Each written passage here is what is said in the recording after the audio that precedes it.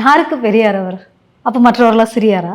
சுயமரியாதை நூற்றாண்டு விழா வந்து கோலாகலமாக கொண்டாடப்பட்டுச்சு. அதில் வந்து பல விஷயங்கள் வந்து பேசுனது தெரிய வருது. இதில் உங்களுக்கு பிடிச்ச அற்புதமான விஷயம் என்ன? ஸ்டாலின் அவர்களாகட்டும், சுயமரியாதை எங்க இருக்கு? ஃபர்ஸ்ட் நான் கேட்குறேன். மேடைக்கு மேலே வார்த்தைக்கு வார்த்தை சுயமரியாதை வாயில இருக்குங்க சுயமரியாதை. வாழ்க்கையில எங்க இருக்கு?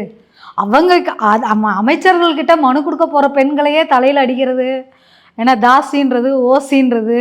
சரியா? அப்போ அதெல்லாம் வந்து சுயமரியாதையோட பிறப்பு ஊற்றாக இருக்கக்கூடியவர்கள் பேசக்கூடிய வார்த்தைகளா?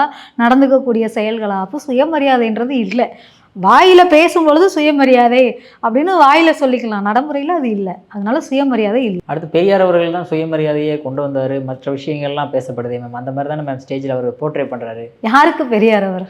அப்போ மற்றவர்களாம் சிறியாரா?